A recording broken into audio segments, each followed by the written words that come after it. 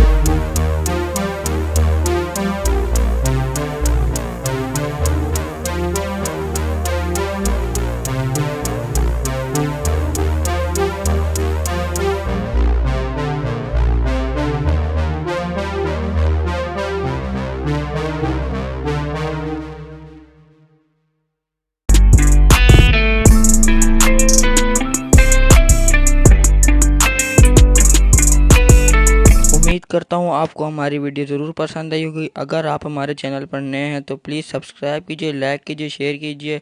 जब तक के लिए सुफियान टेक्निकल को इजाज़त दीजिए। खुदा हाफिज़।